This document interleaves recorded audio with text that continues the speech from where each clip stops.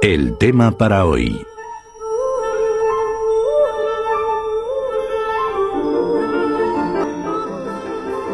La palabra Navidad proviene de natividad, la cual a su vez procede del latín nativitatem, cuyo significado es sencillamente nacimiento.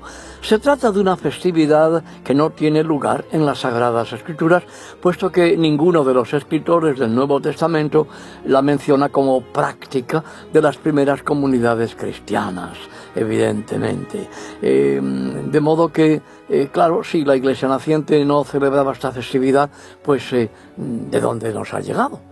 La historia nos dice que al decretarse a partir del emperador Constantino la religión de los cristianos como oficial del Imperio Romano, muchas de las fiestas paganas fueron cristianizadas.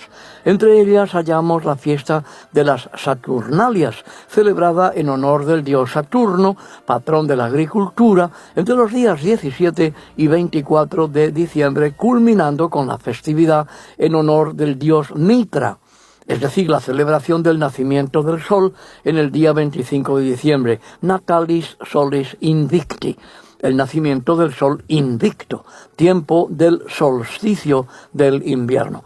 Todo este periodo de festividades y de celebraciones empalmaba con la fiesta de las calendas en el día primero del mes de Janus o Jano, el comienzo del año para los romanos.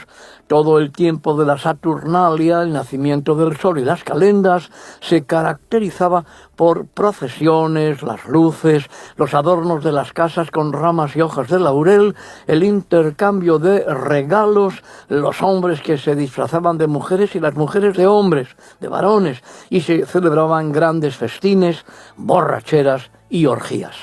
¿Y dónde tiene su origen esa tradición? Pues mira, tiene su origen en la costumbre babilónica de celebrar el nacimiento de los dioses Mitra, Adonis, Horus, Osiris, Júpiter, Hércules y Tammuz. Este último era hijo de Nimrod, el constructor del imperio babilónico, y su capital, la ciudad de Babel, tan conocida por su torre, pues símbolo del anhelo de los hombres por llegar al cielo para evitar el juicio de Dios por sus maldades. Todos estos dioses, entre comillas, se creía que habían nacido coincidiendo con el solsticio del invierno, y de ahí el intento imperial de unir el nacimiento de Jesucristo con dichas festividades. Estas celebraciones eran las más viles, inmorales y degeneradas de cuantas se celebraban en Roma. Y puesto que la celebración de la Navidad fue introducida en el mundo por la Iglesia de Roma y no tiene más autoridad que ella misma, es interesante lo que el propio catolicismo dice al respecto. Y para eso vamos a leer lo que nos dice en la Enciclopedia Católica, la edición del año 1911, que dice lo siguiente: la Navidad no estaba incluida en las primeras festividades de la Iglesia. Los primeros indicios de ella provienen de Egipto. Las costumbres paganas relacionadas con el principio del mes de enero se centraron en la fiesta de la Navidad. ¿Qué encontramos al respecto, Pastor Joaquín, sobre los padres de la Iglesia? Pues mira, en la misma enciclopedia, la Enciclopedia Católica, cuando buscamos la entrada de día natal, encontramos que uno de los padres de la Iglesia, Orígenes, años 185 al 254, reconoció que no había constancia en las Sagradas Escrituras que nadie hubiera celebrado un gran banquete como celebración del día de su natalicio, excepto Faraón y Herodes, quienes celebraron con gran regocijo el día en que nacieron en este mundo.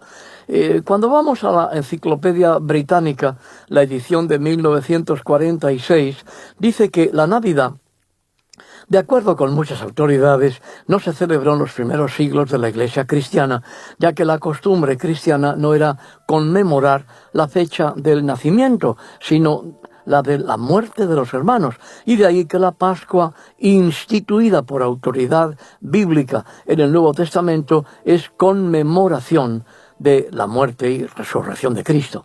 En memoria del nacimiento del Señor se instituyó una fiesta en el siglo IV. Y en el siglo V la Iglesia occidental dio orden de que fuera una celebración para siempre en el mismo día de la festividad romana en honor del nacimiento del sol, ya que no se conocía la fecha exacta del nacimiento de Jesús.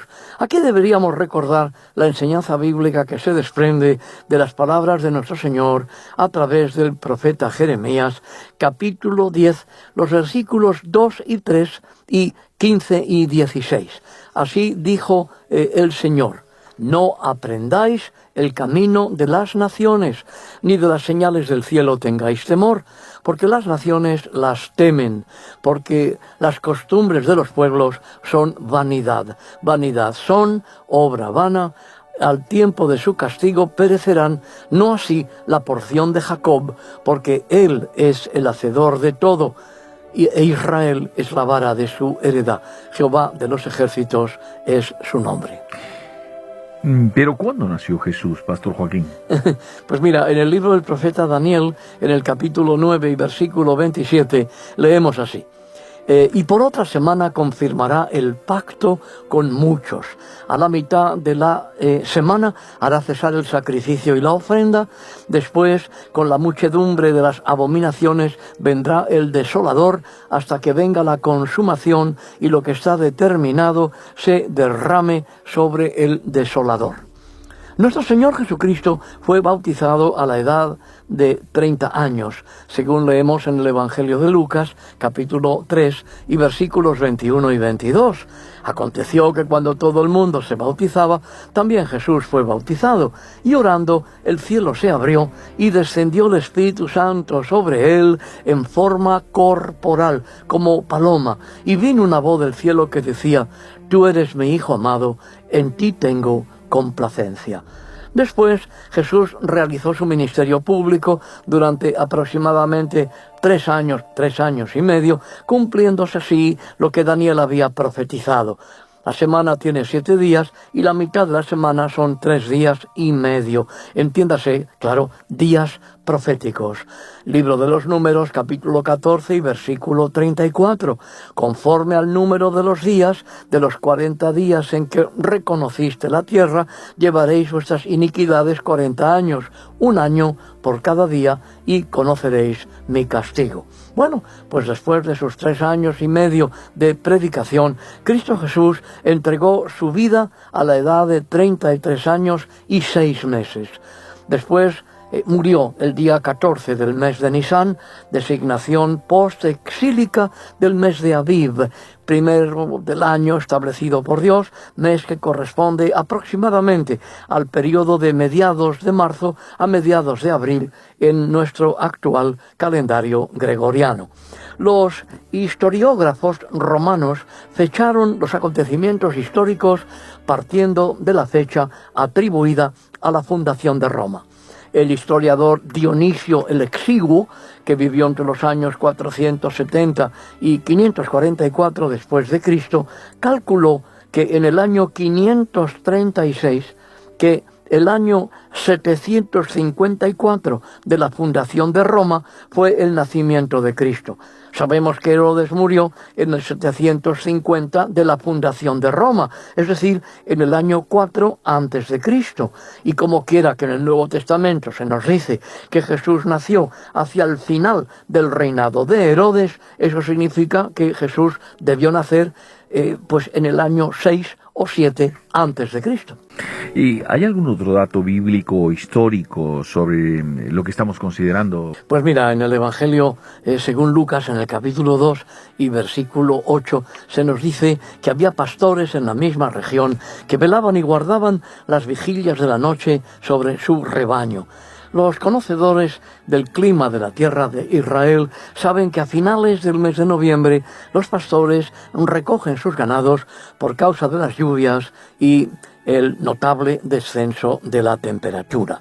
En el libro de Esdras, en el capítulo 10, versículo 9 y versículo 13, hallamos una referencia al clima, pues muy interesante.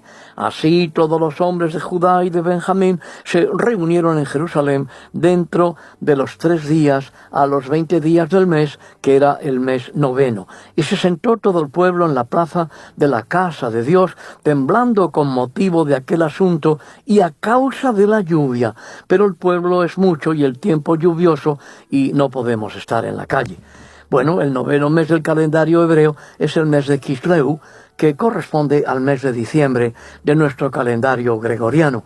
Sabemos que era costumbre de aquellos tiempos sacar los rebaños a los campos alrededor de la Pascua, es decir, a principio de la primavera, y recogerlos de nuevo a los apriscos al principio de la época de las lluvias. Por consiguiente, los pastores y sus rebaños no podían estar a la intemperie en la época del año correspondiente al mes de diciembre. Pues evidentemente debemos descartar que el nacimiento de nuestro Señor Jesucristo aconteciera en el mes de diciembre.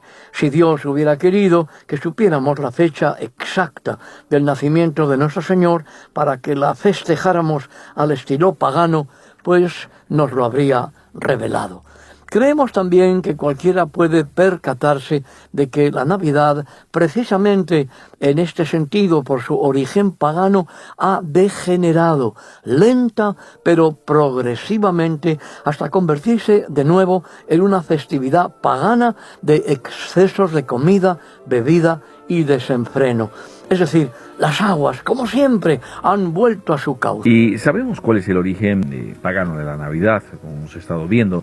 Pero ¿de dónde les llegó esta festividad a los paganos, Pastor Joaquín? Hasta donde nosotros somos capaces de llegar, pues el origen remoto del 25 de diciembre tiene su origen en un bisnieto de Noé llamado Nimrod, el fundador del imperio babilónico, de la ciudad de Babel y de su afamada torre.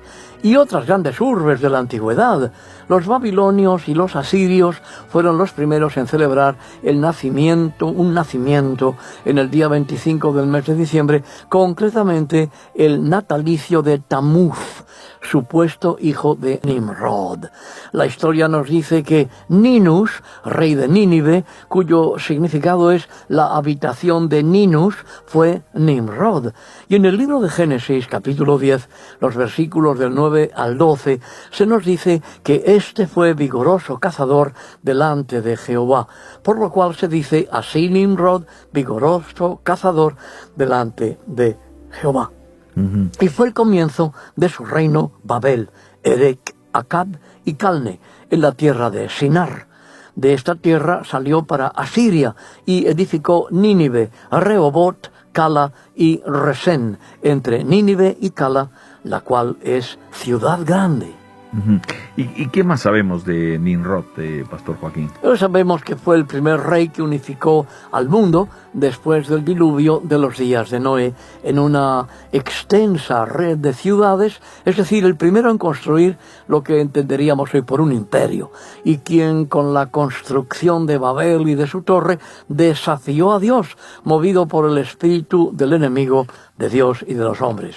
Desde Mesopotamia a Egipto y después todos los continentes fue extendiéndose la costumbre de deificar a los reyes a su muerte.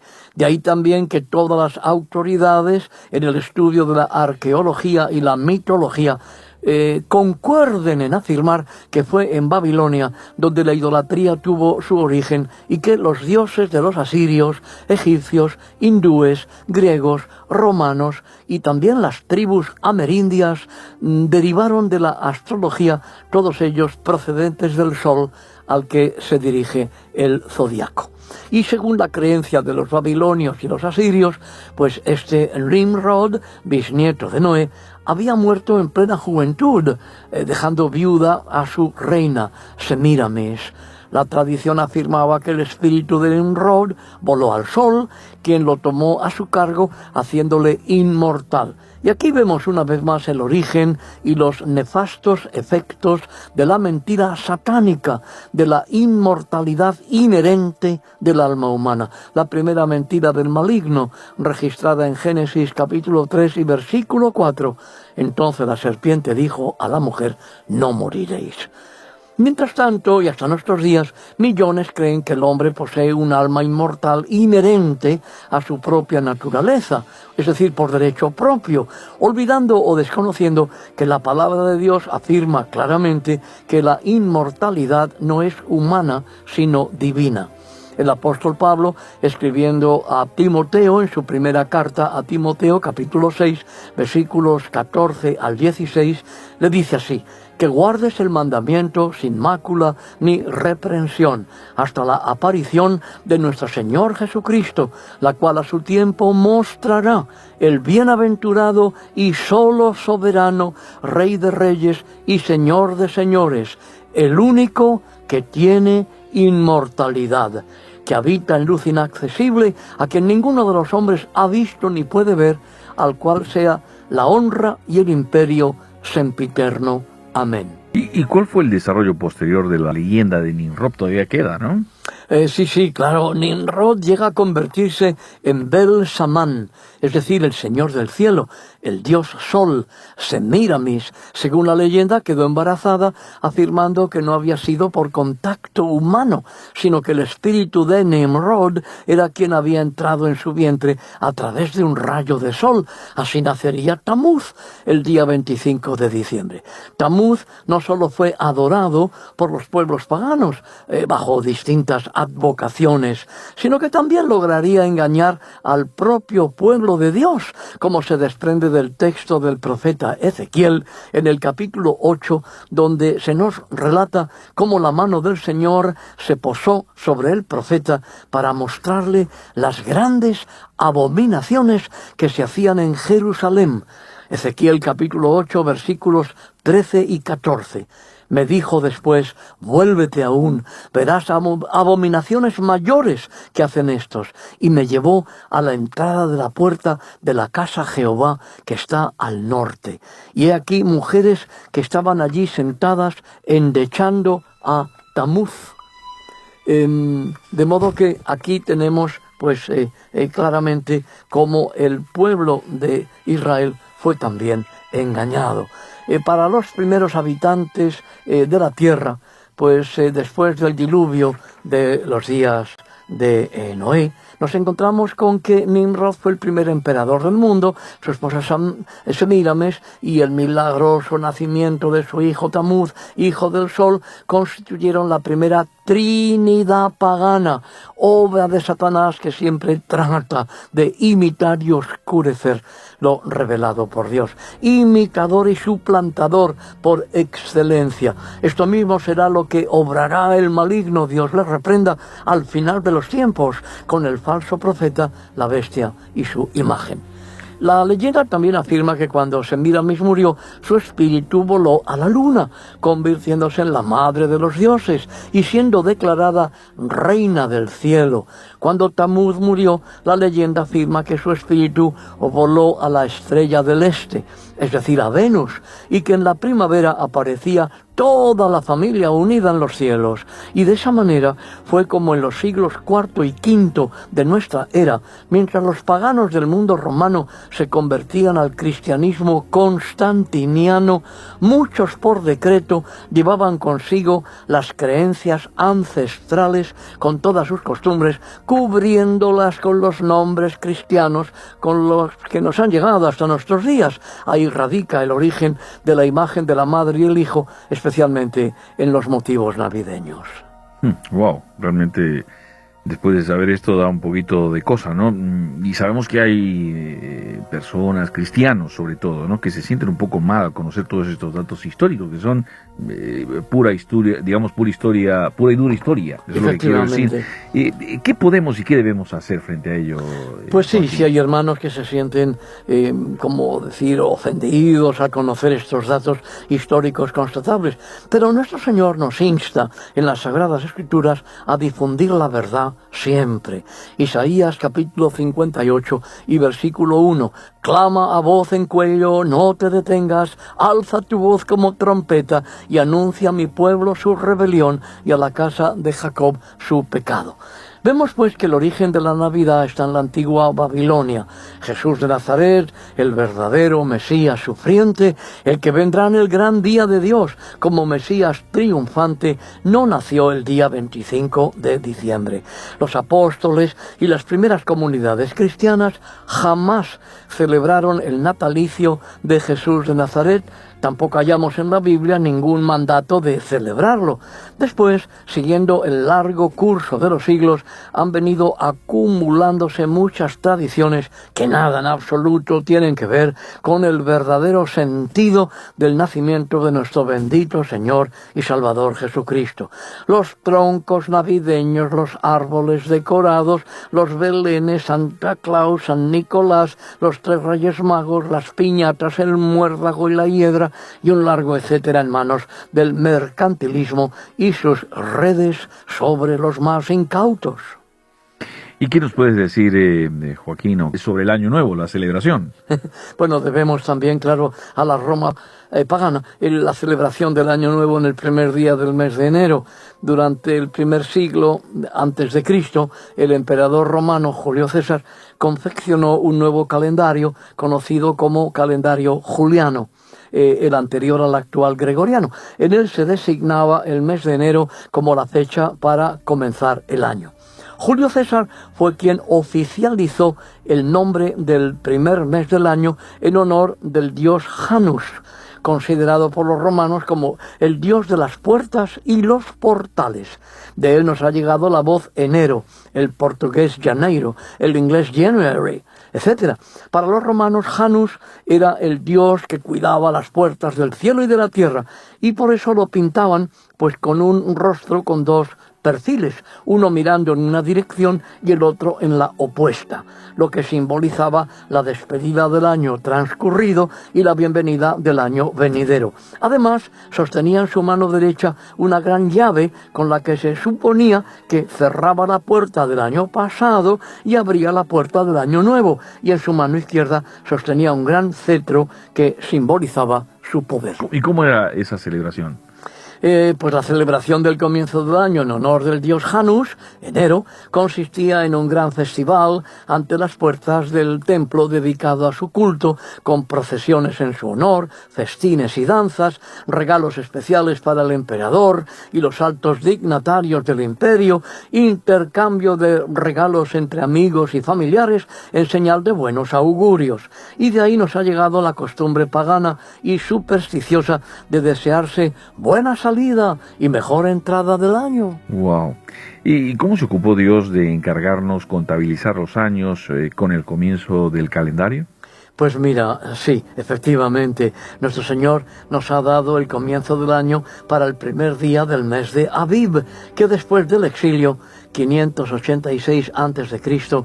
al 536 a.C.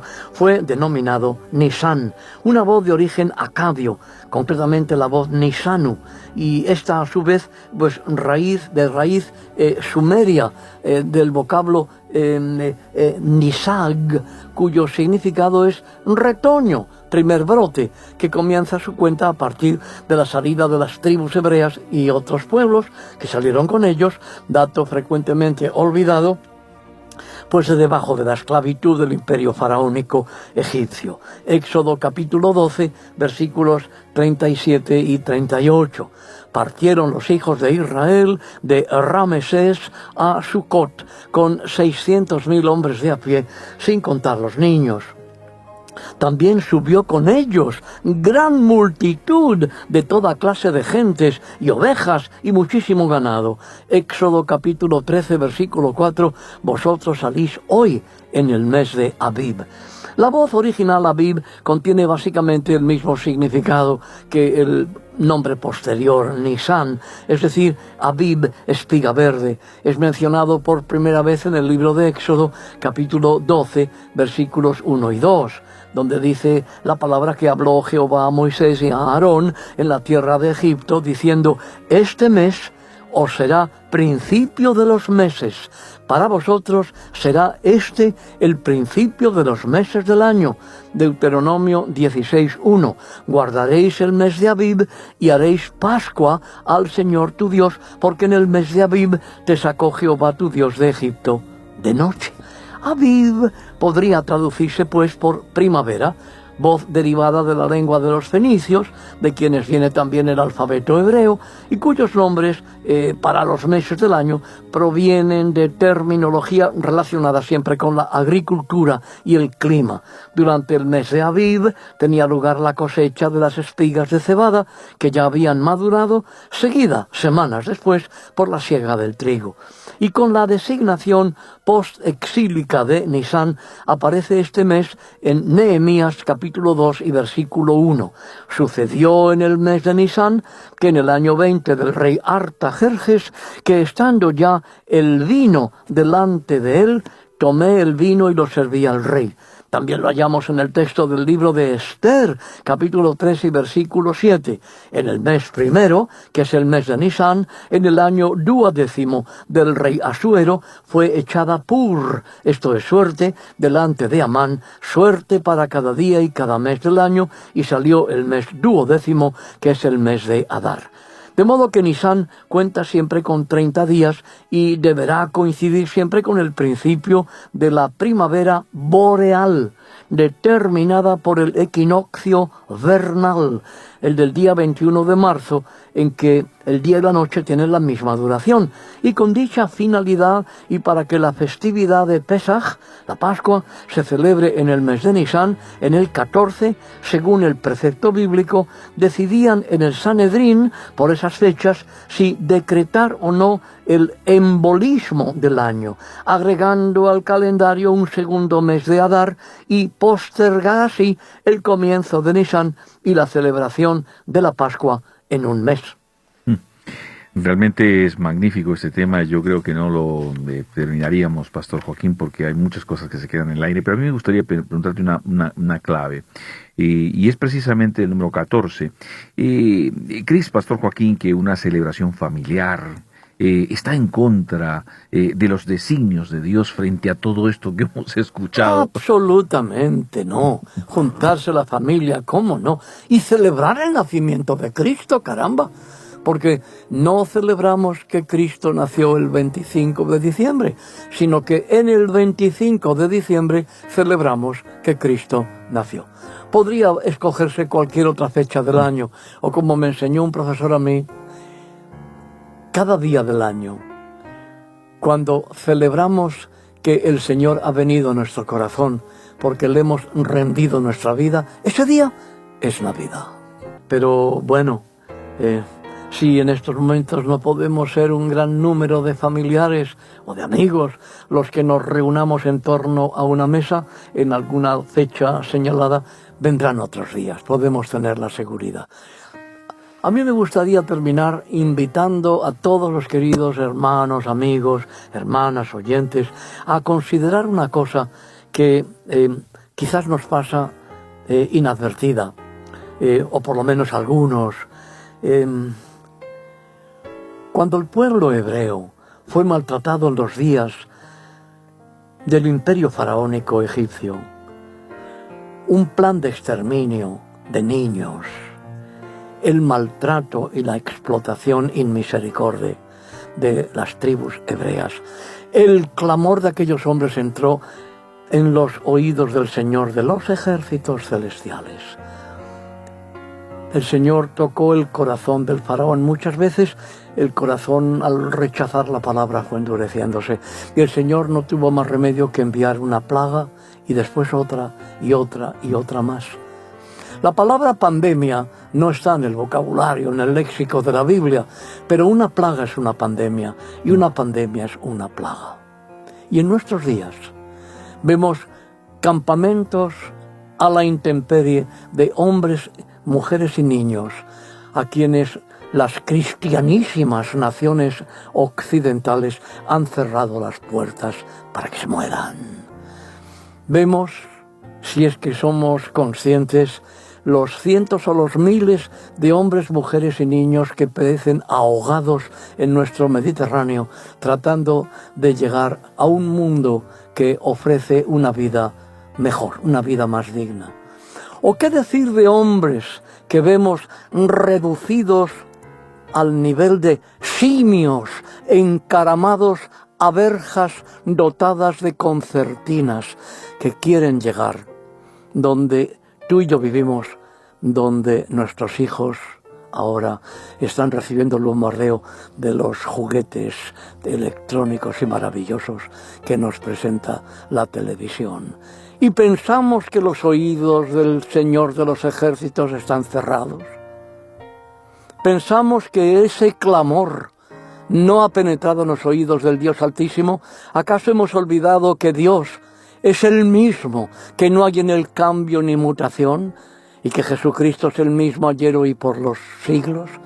Por lo tanto, entendamos que detrás de esta pandemia, que con esa palabra más culta y más moderna tapamos la voz plaga, nos encontramos con que algo está queriendo decirnos Dios también. Bueno, lo que sí quiero es terminar diciéndoos que en esta Navidad, que no hay ningún problema en celebrar Navidad, no desde la perspectiva pagana de las imitaciones del maligno a la revelación de Dios, que se caen, se desploman tan pronto leemos la Sagrada Escritura y no digamos si abrimos el corazón a Cristo, que es lo que te invitamos a hacer, querido oyente, querida oyente, a abrir tu corazón a Cristo para que no el 25 de diciembre o el 26 San Esteban, no, sino que todos los días de la vida sean Navidad para ti y para mí, celebrando que Jesús ha venido a morar en nuestros corazones, que nuestros corazones, que son un pesebre, se abran a la presencia de aquel que nos amó de tal manera que vino para estar entre nosotros como uno de nosotros y dar su vida por nosotros.